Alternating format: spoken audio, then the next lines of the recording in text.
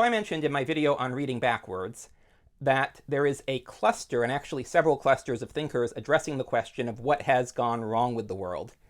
And there's obviously a school of thought that says, oh, nothing's actually gone wrong with the world. People are just hard to please. Grass is always greener. Things have been getting worse since Plato's time, but never actually getting worse. And I very much do not belong to that school. So I actually think that's the most important sort of political-ish question in the modern world is, do you think that everything is basically fine, or do you think that something has gone seriously wrong that needs to be explained? Because yes, we are materially wealthier than we've ever been. Yes, on paper we have a lot more options than we've ever been. And yet I think we genuinely are miserable because we have fewer of the meaningful options that we actually want to exercise, or they become a lot harder. And I've seen basically 3 schools of thought that I've noticed on this question, so there's 2 different questions, and then they're divided into 3 different answers based on your answers to those 2 questions as to what we do about it. And so I wanted to talk about those. And the first question is, are the elites in control? Are they able to basically make things happen the way they want them to? And if you answer yes to that question, then you have 2 schools of thought. And it depends on whether you think that things have gone wrong because the elites are ignorant of the problem, or because what is happening is exactly what they want and they are trying to engineer it.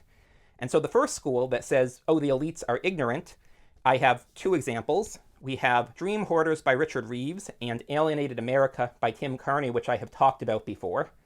And Richard Reeves is very much on the left and addressing Democrats and saying, hey, these democratic policies are going against the stated goals of the Democratic Party. They're making social mobility much harder, and they seem like they should be a pretty easy fix to agree on, so let's change them. And the things he's talking about are, as I recall, exclusionary zoning, legacy admissions, and unpaid internships. And then Tim Carney is writing from the right. He is an affluent Christian conservative, and he's saying, well, basically, the elite has sort of gone in their bubble, so they're not seeing what has gone wrong, and they're not seeing how community has fallen apart, and we need to help people rebuild their communities, starting by getting them to go to church. And so both of these people, coming from opposite sides of the conventional political spectrum, they're like, yeah, the elites are controlling the outcomes, but it's just out of ignorance. They mean well.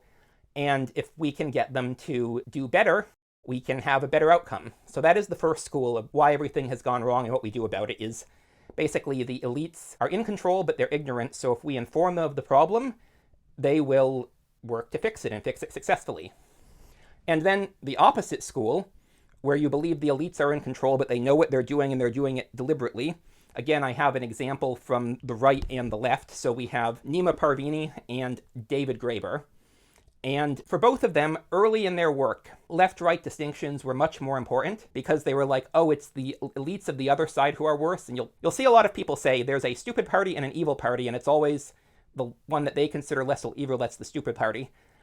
And so both of them didn't like their own side either, but sort of saw them as a lesser evil. And both of them Graeber towards the end of his life, Parvini, where he is in his career, have gotten to the place where they're like, yeah, no, I think both sides are actually equally bad. But either way, what they have in common is their answer to, okay, what's going on is it's the elites are engineering things to make things worse for everybody, and the solution is to overthrow them. And Parvini believes that you need to replace them with a new elite, that bottom-up organization can never actually succeed. Graeber believes that bottom-up organization succeeds too well, and that's why the elites suppress it. But both of them, the goal is let's overthrow the current order, and we'll build something new. And so those are, if you are answering the question of are the elites in control with yes, then it matters, are they aware of what they're doing or not? There's the same divide of whether they're aware of what they're doing or not in the people who think they are not really in control, but it doesn't really matter because if they aren't controlling the outcome anyways, well, the elites can't fix the problem, and we can't fix the problem by overthrowing the current elites. And so I wanted to talk about 3 writers in that camp who I like, which are, I've talked about Christopher Lasch before, and then James C. Scott, especially in this book, Seeing Like a State, but he also wrote The Art of Not Being Governed, which is usually where I recommend people start with him, and Against the Grain, and 2 Cheers for Anarchism. And then also Nassim Nicholas Taleb in Anti-Fragile and especially Skin in the Game. All of these people are basically saying, so the problem is sort of It's the result of elite behavior, but it's not intentional elite behavior, and the elites can't fix it. And we're not going to fix it by overthrowing the elites, and what we need to do is build alternative institutions of our own.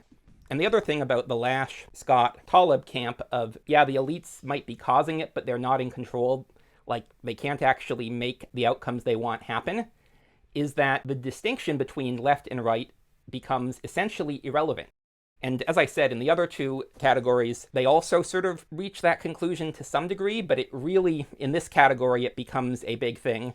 Because if we're starting from the ground up, working with whoever will work with us on common cause, the left-right division in modern politics is really a division among the elites, the class of people who went to Ivy League schools and work in Hollywood and the media and places like that, and academia. And that is, if it's not clear from my other videos, that is very much where I am, is in this third camp of, yeah, the elites are kind of causing our problems, but it's going against their intentions. They're trying to control forces they don't understand. And the solution is us taking control of our own lives. And so I'm going to talk more about all of these probably, but especially the third camp of Lasch, Scott, and Taleb. And there are others in all these camps, but these were just the books that came to mind. And I wanted to talk about that and introduce this concept briefly. And so anyways, thanks for watching. I'm Magpie, and I'll see y'all in the next one.